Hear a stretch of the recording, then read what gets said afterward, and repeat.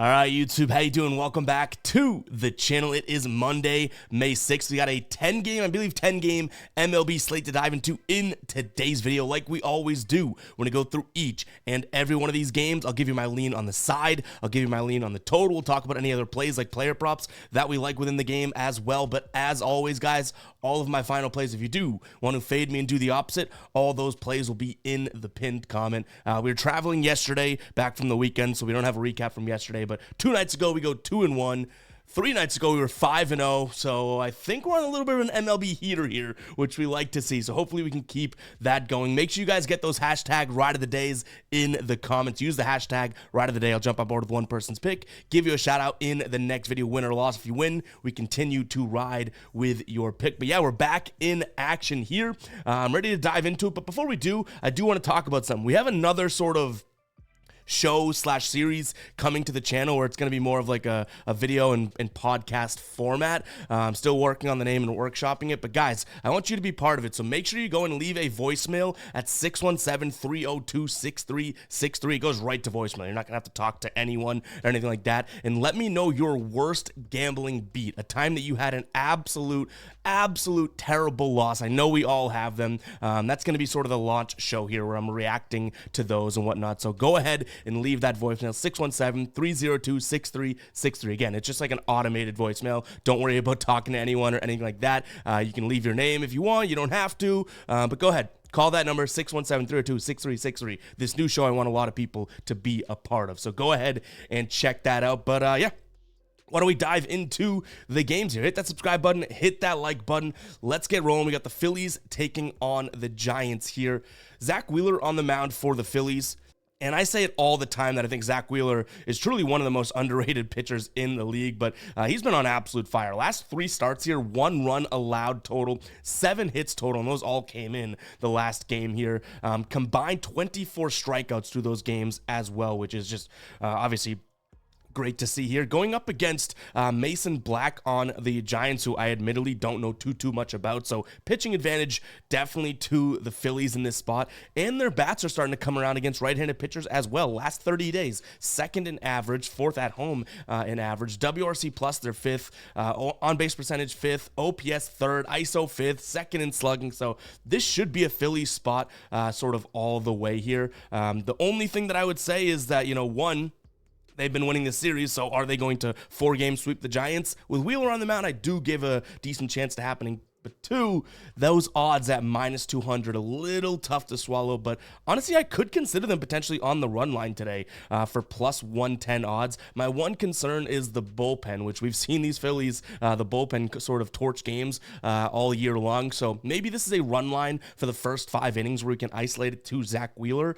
in favor of the Phillies here. When it comes to a total, we've seen the Phillies bats, like I said, starting to come around. This series, 4, 14, and 5 runs. They're nearing, on the season, 5 runs, averaged 4 per game. So I'm going to slightly lean towards the over here, but I don't necessarily think the Giants are going to be able to carry the weight. I think it's going to be the Phillies. So maybe if you want to, take that for what it's worth, you look at maybe a Phillies team total or something like that. But again, I'm not too familiar, obviously, with the pitcher of the Giants, which I don't know how many people are too familiar with what he's got going. In terms of a player prop, I'd consider Zach Wheeler over 7.5 strikeouts. You can get that for plus money over on FanDuel right now. It's a -110 play across most books. I still don't hate it for, -110, -115, whatever you get it at. But the fact that FanDuel's offering it for +106, I don't mind that whatsoever. This is a Giants team that I'm not going to say they strike out a ton, but Wheeler strikeouts, 31% K rate on the season. He has that put away pitch of the slider, which this is a Giants team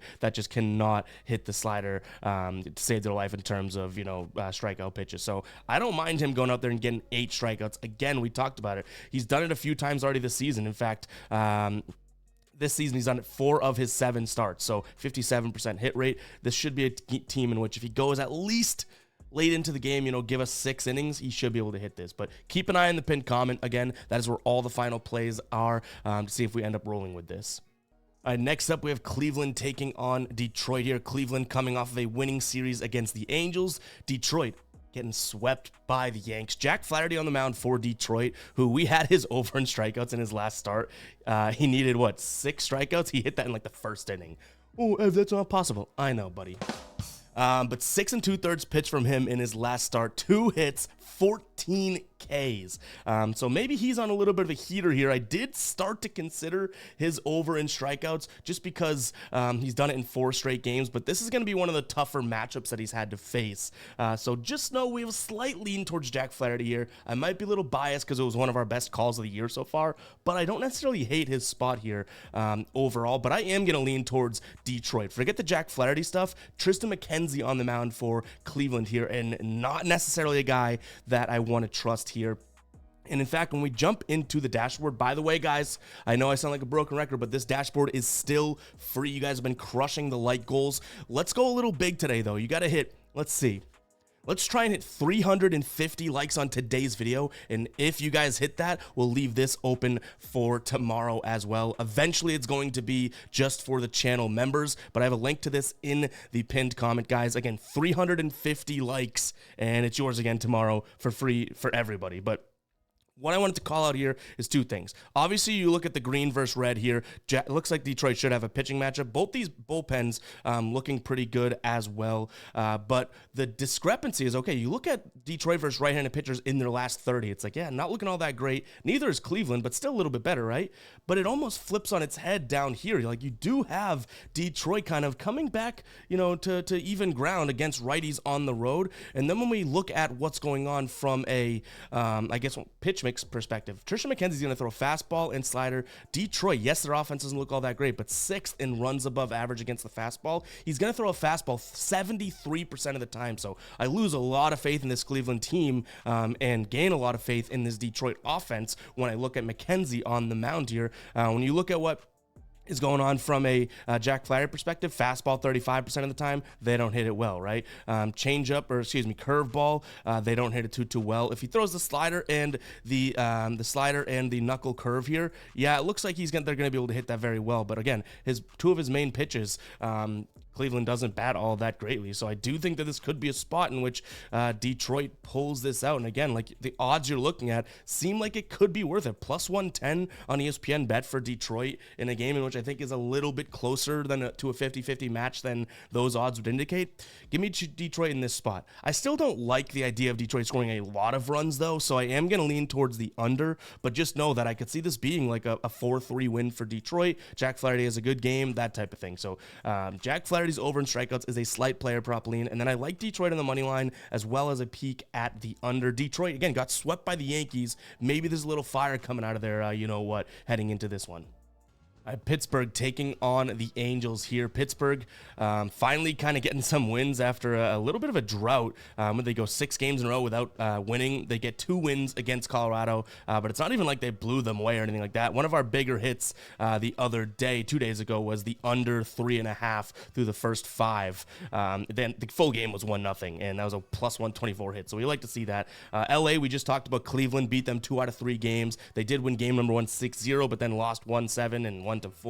On the mound for LA today is going to be Tyler Anderson, who some of his numbers look good, which is interesting to me, and some just look bad, but on the season, a 2.23 ERA, 1.07 whip, but his expected FIP here is going to be 4.83. Going up against Mitch Keller, who has definitely had some blow-up spots. In fact, in his last 5 starts, a 3.0 average ERA. On the season, a whip of 1.5, but his expected FIP is 4.16. It comes back down to 3.9, so I know it's only a difference of 0.2, but looks like he's due for a little bit of progression here. The Angels offense, I would definitely give the edge, but I think I trust Keller. Sounds crazy saying because he's definitely had some blow-up spots here. I trust him a little bit more, but I don't think I can get behind the minus 142 price tag in this spot. Give me the Angels plus the 125. I think that they have a little bit better of an offense. Hopefully Tyler Anderson can kind of keep it together here, because the Pittsburgh bats, in fact, just looking at it from this perspective, right? The Pittsburgh bats last 30 days against lefties aren't all that great. My concern, and probably why they are minus 142 favorites, is when you look at them against lefties at home, they're top 10 in virtually every category except walk. So yes, there is a little bit of, variance between them just against lefties overall and lefties at home. But nonetheless, I don't think that either way it's worth a minus 142 price tag. Does that make sense? So give me the Angels here on the money line. Very, very slight slight lean. The play that I could actually see in terms of side versus total in this spot is taking a peek at the over. At this point, I would just go over 8.5. You can get some plus money there for, I think, like plus 115 on most books. So that's going to be the direction I lean in. Not necessarily because of these offenses, but if I want to give a little credit to Pittsburgh offense at home, then fine. That helps the over here. But I'm more or less fading what I think these pitchers are going to be able to do today. So give me the over 8.5, even though the standard line, if you want to be a little bit safer with push potential, go and check out that 8. But I don't mind the over 8.5. And then no major player props in this game that I'm loving today. All right, Tampa Bay hosting Chicago. Both pitchers are TBD here. I think we have probable pitchers of Tyler Alexander for Tampa Bay going up against Mike Clevenger, who I don't think has made a start yet this season. But regardless of that, I do think that these two teams are in a little bit different place. So Chicago, I do think that their offense started to kind of get going and whatnot. But Tampa Bay sweeping the Mets. Mets playing decent baseball at the time too, I guess. All of a sudden you look at it and it's like, all right, maybe this Tampa Bay team who we've ragged on, not necessarily, we've actually made some money on the Rays this year, but this team who is definitely under exceeding, if that makes sense, underperforming expectations. That sweep may kind of turn them around. So yes, I give a little bit of credit to Chicago for taking the 2 out of 3 games against St. Louis, but I think Tampa Bay may be getting rocking and rolling here. And when you look at the odds, minus 180, looks like the books may agree. So this is going to be a spot in which I lean Tampa Bay first 5 money line or first 5 run line. It's more or less fading the White Sox offense. Tampa Bay's offense, I'm hoping, is coming along. But yes, the White Sox scored 5 runs and 6 runs in their last 2 games. But I'm not going to look at that versus the 30-day sample size and say, hey, their offense is here, it's here to stay. No, still really, really bad, batting sub 200 against left-handed pitchers here. And again, that's if Tyler Alexander's on the mound. But regardless, I don't trust his offense overall either. You know what I mean? So give me Tampa Bay in this spot. I also want to lean towards the under. I don't know if I can get there because I'm almost not hoping, but for entertainment purposes, hoping Tampa Bay's offense gets going because there's a lot of names in that lineup and it's an exciting team if they're rocking and rolling, right? But I think, I don't know if they're fully there yet. Compared to the White Sox, yes, I think that they have the better offensive edge, all that good stuff, but maybe not fully there in terms of being able to just ride on and over. So I will still lean towards the under, but I just don't know if I'm going to be able to get myself to actually pull the trigger on that overall. And then because we don't know the pitchers, a lot of player prop lines aren't even out yet at the time of recording. So keep an eye on the pinned comment to see if we add anything. I'm not going to really bend over backwards to try and add anything. This is not one of my favorite matchups on the slate, but nonetheless, keep an eye on the pinned comment. You never know. We're obviously always scanning the board.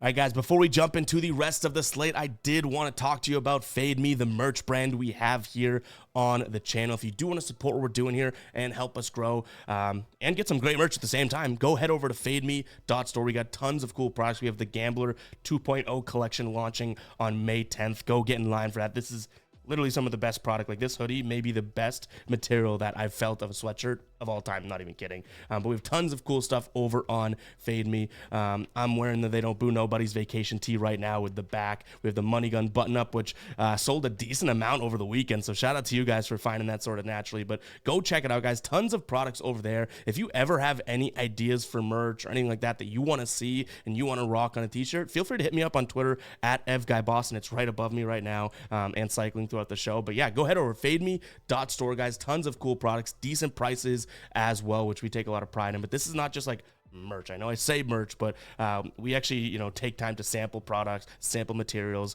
before we launch them and put them out to you guys. So it's not just hey, here's a crappy cheap t-shirt, let's put a logo on it. No, not that stuff. So go ahead over to fademe.store, pick up some great merch and help support what we're doing here, and you get a t-shirt in return or a hoodie, that type of thing. We also are about to launch these bad boys, just the Guy Boston logo snapback. So yeah, tons of cool stuff coming. Go check it out, fademe.store. Let's jump back into the games.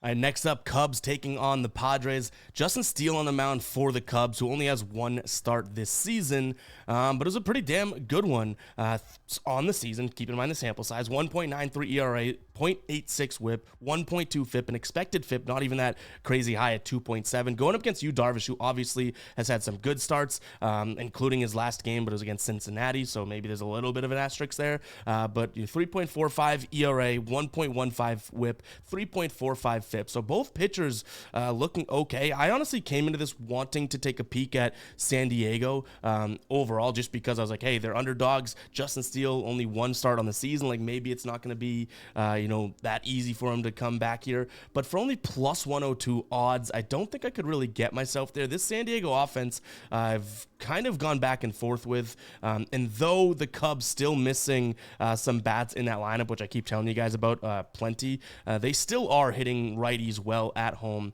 And though Darvish, I think, has a good chance to pitch well against them, I just couldn't get to the Padres side of things. Not enough, plus money there overall. So I'll trust Justin Steele, who looked good in one start. Slight lean toward Chicago, though, because I almost want to see, I hate betting on a pitcher that, yes, he has the last year track record and all that, but I'd like to see a little bit more out of him before we ride with him.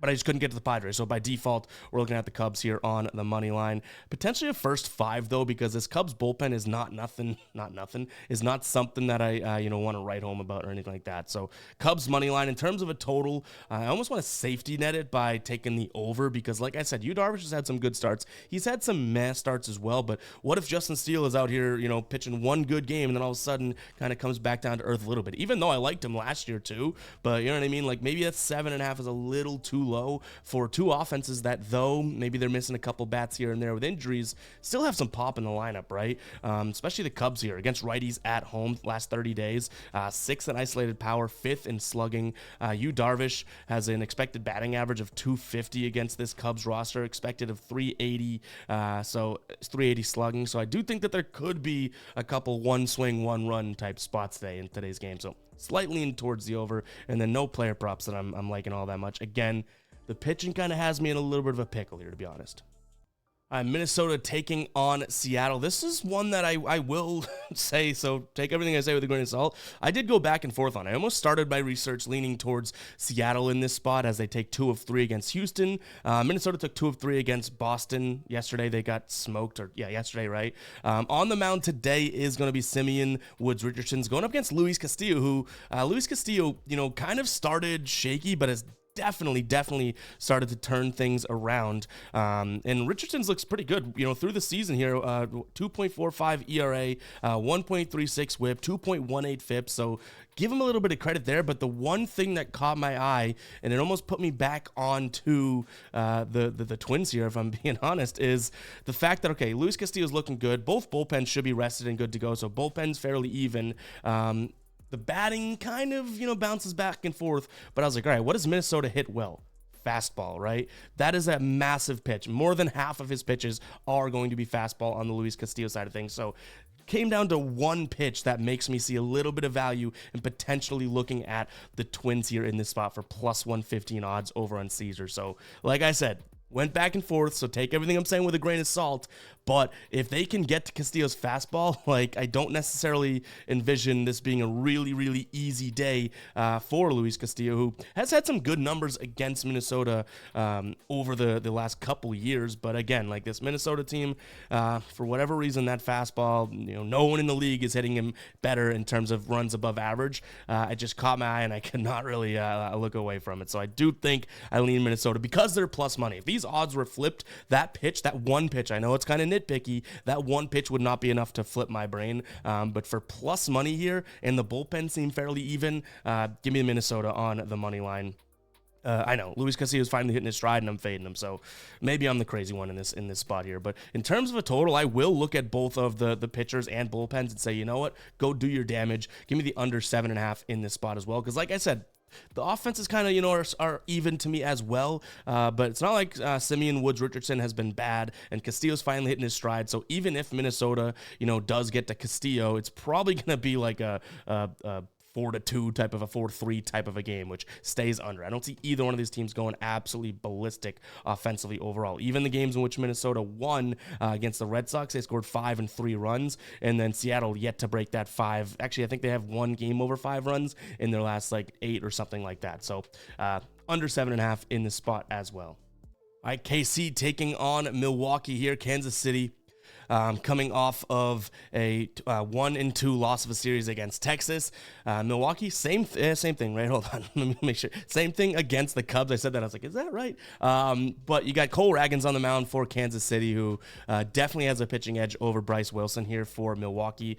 Bryce Wilson's numbers don't look terrible. A 3 flat ERA, 1 whip, but when you actually look at what he's done, he's not going deep into games.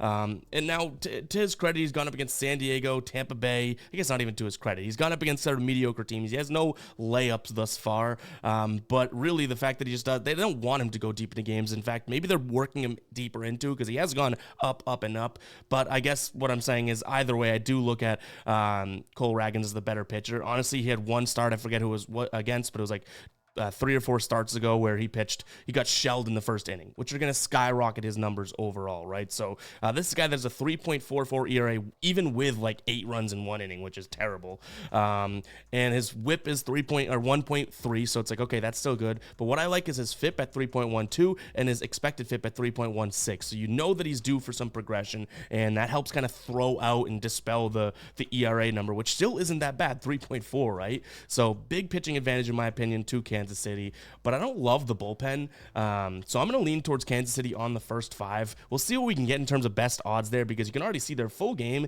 is at -142. But let's keep in mind, this Milwaukee team is always worth fading when facing a left-handed pitcher. When they're facing a righty, that's where I like Milwaukee, and we've won plenty of money this year taking Milwaukee. They've made us some coin, but this Kansas City team definitely bats righties better than Milwaukee bats lefties. And even if we want to look at the dashboard here, you can see an easy view of Kansas City against righties at home. 1st in average, 7th WRC+, best strikeout rate, 3rd in on-base percentage, 2nd in OPS, 8th in ISO, and 2nd in slugging. Going up against a guy like Bryce Wilson, who I can't trust as far as I could throw him, I do think this is a spot for Kansas City. It's just a matter of if we can really get behind the price that we'll get. So I'll get an updated odds in the pinned comment if we do roll with it for the first 5 there on the money line. And then in terms of the total, 8.5. I mean, I'm not going to sit here and say that, it's going to be like a 5-2 game or something like that, but I do think Milwaukee struggles to get runs, and Kansas City scores run easily, not easily, but I think they bring in some runs. So I'm going to look at maybe a Kansas City team total, depending on what we can get it at. It's probably 4.5 if they're favored at 8.5. But either way, like, I don't really like the over totally, because let's be honest, like, I don't know if both of these teams are going to go off, simultaneously, but I do think, if I'm a betting man, which I think I am. I think Kansas City scores a decent amount of runs today, so maybe that's the total play. We look at sort of a team total over for Kansas City. And then in terms of player props, we dug in this one, and ultimately to no real avail. Nothing that I'm loving, but as always, keep an eye on the pinned comment, like I always say 100 times a video, because that will be where we add anything if we find anything. Next up, we have St. Louis taking on the Mets. On the mound for St. Louis is going to be Kyle Gibson, who faces off here against Sean Manaea, who I don't really like Sean Manaea all that much. But honestly, when you look at both of these offenses, there should be such a clear-cut edge that you might not even need to worry about pitching, if that makes sense. So I'm going to lean towards the Mets. So the one thing that kind of scares me, I guess I shouldn't say scares me, but for them being plus 105 underdogs on DraftKings is kind of smells like a trap. Now, this Mets team has only won 3 games in their last 10. They got swept by Tampa Bay. They took 2 of 4 against the whoever they played in between. And last time they played St. Louis here, it was a 3-game series, and St. Louis wins 2 of the 3. So, yeah, a lot of numbers would make sense why they're underdogs. But to me, it's like this Mets team should be a little fired up, both in a revenge series here against St. Louis, as well as getting swept by Tampa Bay. So give me the Mets here on the money line for plus money. They are a far better offense. I'm confident in saying that, especially against the hands that they're going up against. Mets against right-handed pitchers, 5th in average, 6th in WRC+, 5th in on-base, 9th in slugging.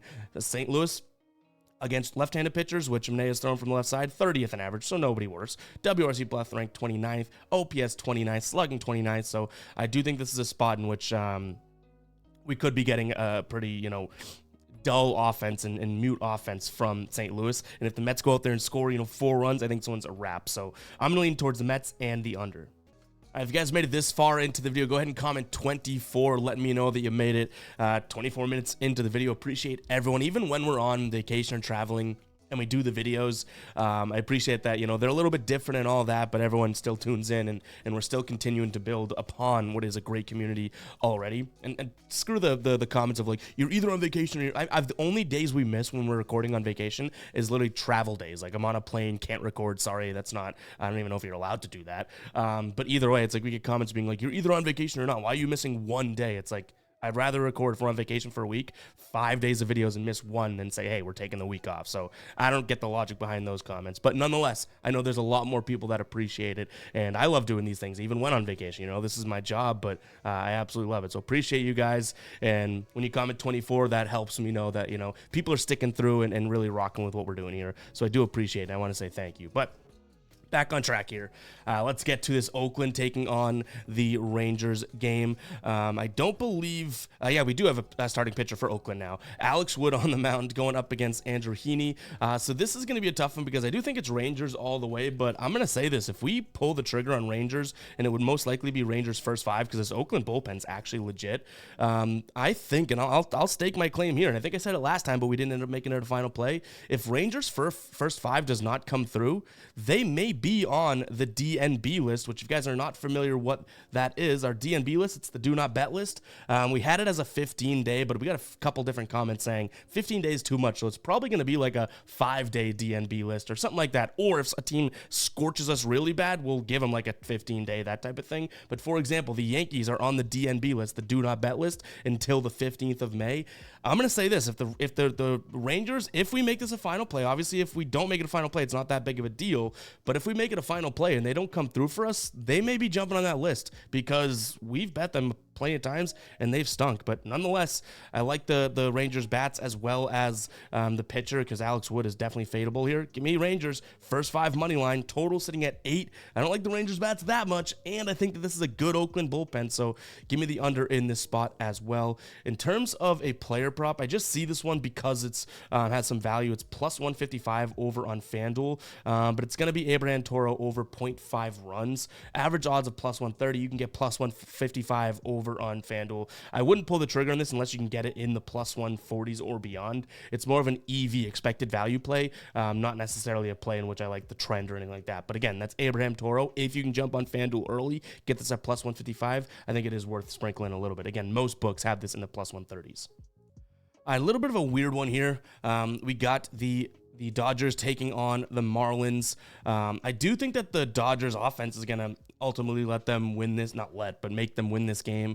We have Rodri, Frankie Muniz on the mound for the Miami Marlins, who obviously is just not a very good team in the first place, but they did take one win against Oakland, and they swept whoever they played prior to, if my memory serves me correct. I don't remember who it was, but nonetheless, the Dodgers bats just should be able to go off on this dude. And again, overall, like I said, it's kind of a weird one because we do have, I think it's Walker Buehler